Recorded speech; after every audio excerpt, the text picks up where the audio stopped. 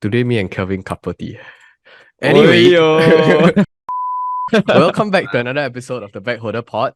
So today, Eric is finally back with us. Thanks for all the get well soon comments in the previous video. I thank you guys on Eric's behalf. But anyway, this topic specifically is actually triggered by one of the discussions within our own group about whether salary is the drug that keep you away from your dreams. So before any further discussions, I'll pass the time over to Eric to maybe provide some context on why this discussion even came into place. No lah, because in our group we always like to poke fun at Chiking lah, because he's recently graduated from uni, so we always like to poke fun at him, like, hey, don't be an employee, go and start something and set up a business, things like that. But I think just to get your opinion, right? Like, do you agree to that sentiment where having a salary, having a monthly income will actually diminish your passion or to basically put you to sleep and to destroy your dreams? Actually, my personal opinion is that salary is always welcome.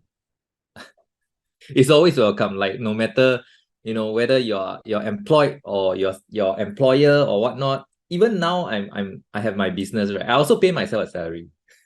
Like, that's the, like, it's always welcome. Like nowadays, I don't know, because for me, I split my salary up into a couple of bank accounts so that I can maximize the interest on those one account, 360 account.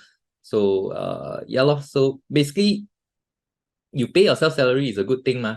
Like, that's the way I see it, lah. Like, but if you think that, does it like kill your dreams, your passions? Personally, I think if you have a dream and passion, right, if it's so easily killed, then it is not really a passion. It is a wish. It is a want. Like, I wish I am rich. I wish I'm wealthy. But just somebody give you something to distract for a while, and then you conveniently forget about all your dreams. Then that is not really a passion to me. But for others, right, like, I think even if you look at Adam Khoo, right, he is very passionate about education, financial education. But even though he makes a lot of money, but he's still very passionate about it. Obviously, he can don't do whatever he's doing now and still make a lot of money, but he still continues to do it because why? He's really passionate about it. Like, even if you give him a lot of money, like, he's like, nope, I'll still keep doing it. So I think my point of view is that salary itself doesn't kill your dreams and passion. Probably laziness is more of the reason. People are like, so lazy, so end of the day so tired already, you still want to make me go and do a side hustle. I want to sit back and relax. So I got a follow-up question. Eric, you say that salary won't kill your dreams. So what if let's say some rich guy some from Saudi Arab, he comes to you, he say, you can't move over to Saudi Arab, you stay with me. I pay you $1 million every month. You don't have to work anymore. Then what will you do? Will you take the money and forget, just close down your business and just move over to Saudi Arab and live with him? Wait, you said live with him? Yeah, live with maybe become his mentor or whatever. Becoming his mentor is fine but if I need to become like some sort of a, I don't know, providing some service. Yeah, it's just to move over to stay with him. Forget your dreams. Will you do that? Actually, how do you know I have a dream? What dream do I have? Let's say you say you're a business owner, Would that amount be enough for you to close down your business and stop doing it altogether? Definitely, it's like every month. So it brings back to the so it brings back to the thing, right? Salary is the drug that makes you forget your dreams. It's just the amount, whether it's enough for you to forget it or not. I think maybe you got to make it a little bit more realistic, because I mean, for the amount that you're quoting, right, it made me sound like I'm like Cristiano Ronaldo or something like that. Like, go to Saudi Arabia, make like $1 million a month. Most of us are not going to do that. Maybe if you say $1 million a year, that could be a little bit more realistic, or even 500,000 a year. I don't know. Yeah. That could be like a quote closer to a normal salary for some people. Yeah, Like so a lot above lah. I feel like this dreams thing, right, is your passion. It's just what you want to do right now. But I guess if you really reach that goal, right, that this passion would change to something else. So for example, let's say I want to do YouTube now. The whole reason I started YouTube is to share whatever knowledge, ma. Then if I ever reach there, right, I wouldn't be working that hard anymore. Like right now, I'm working like 70 hours, 80 hours a week. Like you guys chat, like for those who don't know, these guys chat on Telegram every day. Every time I open my Telegram, it's like 100 over message long. They're like, how these guys even have the time to chat? I'm working even on weekends, I was also working. Not to say that these guys are too free or what. It's just I was too busy lah. So but once I reached a certain goal, I would stop being so busy myself and would start chatting on weekends also. I think we would like to clarify this chatting thing. It's because we chat, that's why we have content to push out, right? That's why we have passionate discussions. I mean, it starts behind the scene and then it comes online. But yes, I do agree. I think out of the four of us, Kelvin is probably the most inactive in terms of offline discussions. But I think I wanted to pivot over to Bunti, right? Like, what are your thoughts about this? Personally, have you encountered it? Do you have a dream that was destroyed because the private sector is paying you a very, very good sum of money? Or how do you look at this whole discussion? I think for me, right, I don't recall if I have something like a dream and then I need to give up just to get the salary. Yeah, in fact, I think this one I haven't really shared with many people. Actually, my family, right, we all started out with like my father, he actually owned a business. So he operated a petrol station in Malaysia. So for many years, like decades, I think four decades or so, since he was very young. So I think at the age of about like close to 20, he actually he got cancer that time, and then he said, okay, these things cannot run anymore. And then I think I was still, like secondary school, and he asked me like, do you actually want to inherit the business? Because if my answer is yes, right, then naturally I can just, like inherit. Although it's not like 100% shares, there's some partner, but my father is still the main, the owner lah. So he called the shots lah.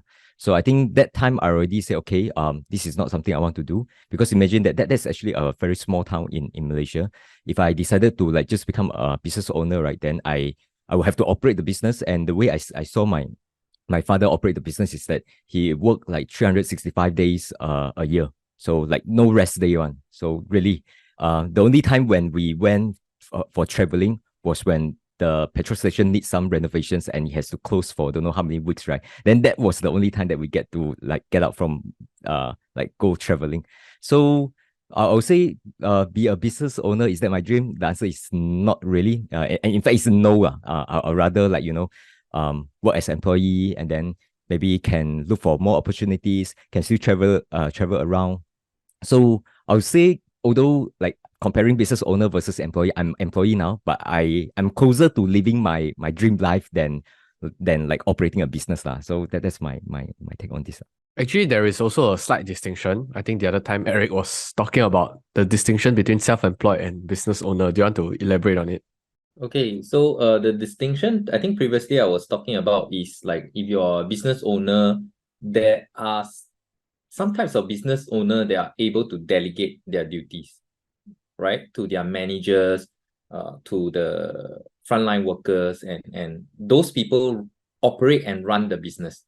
Okay, so if you say that you're a business owner, right, and you got to work 365 days a year at the business, then you're basically self-employed. You're working the job that you create for yourself. Although that is a job that you create for yourself, you say that, oh, I'm a majority shareholder and things like that, but it doesn't take away the fact that you have to be there. Otherwise, the business collapse. So this is like, I feel, is the definition of self-employed. Like a lot of professions are like that. Like doctors, lawyers, and all these things. They work super duper hard, like Kelvin, they work like super duper hard, right? Like one week, 80 hours, things like that. They earn their own keep, earn a high salary, but they exchange their time for it. So that is what I see as like self-employed lah, more towards a self-employed. But whereas like if you're a to me, if you're saying that you're a business owner, you're a tauke, that kind of person, right? Like 老板, then basically I see as someone who employs people like capable subordinates that can run your business. And then what you simply do, you manage the finances. Okay, you come out with the vision. Probably you are in charge of the hiring and firing high level people. Yeah, so I think that is like, to me, that is a real business owner lah, tauke lah. Otherwise, you're just a glorified self-employed.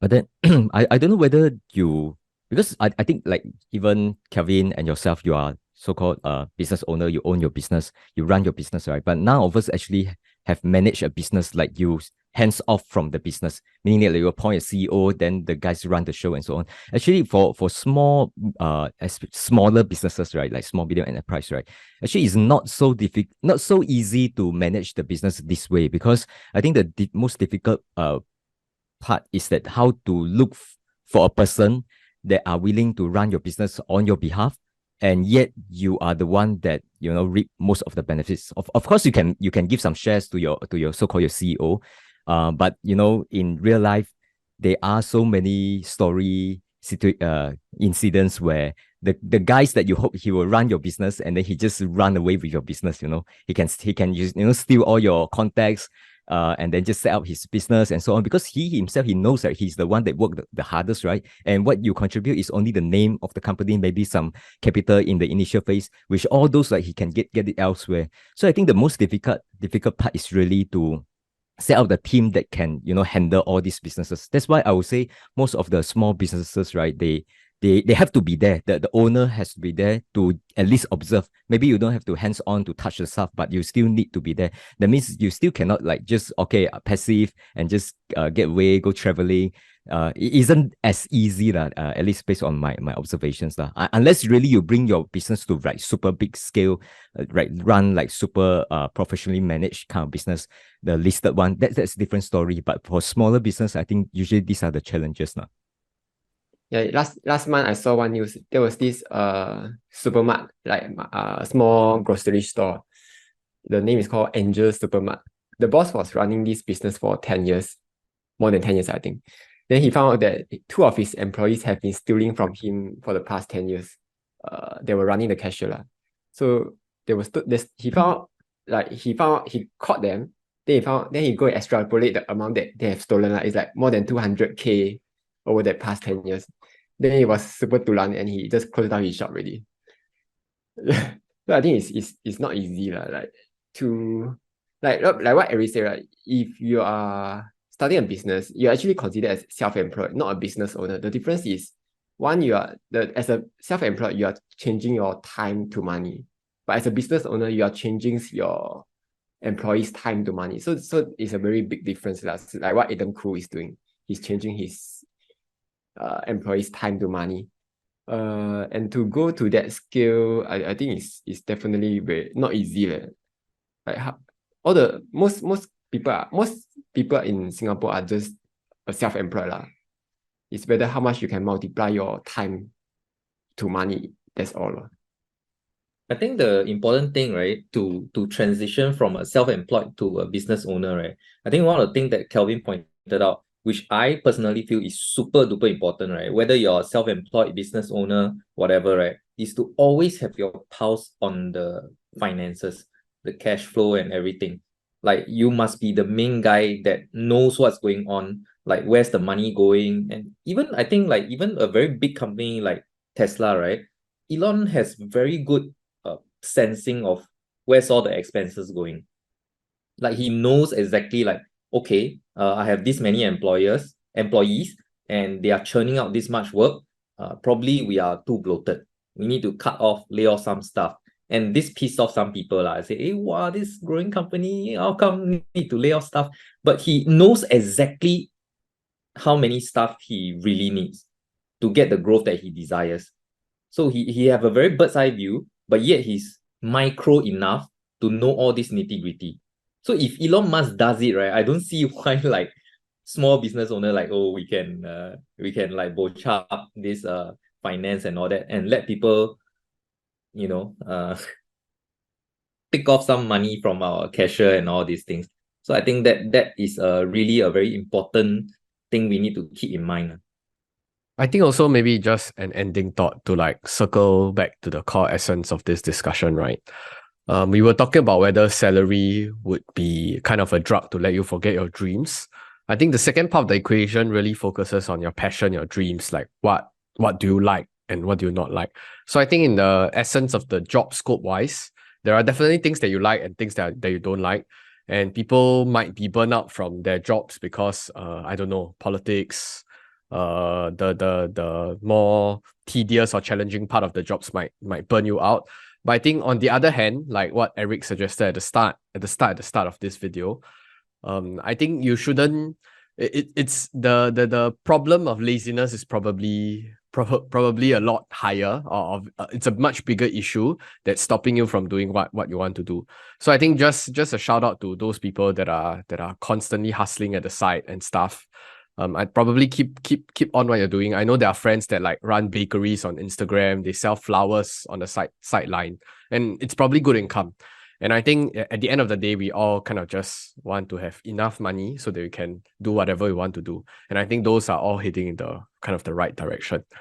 But yeah, I personally also do believe that to a certain degree, yes, I think having a safety cushion of that salary every month it helps you in major ways.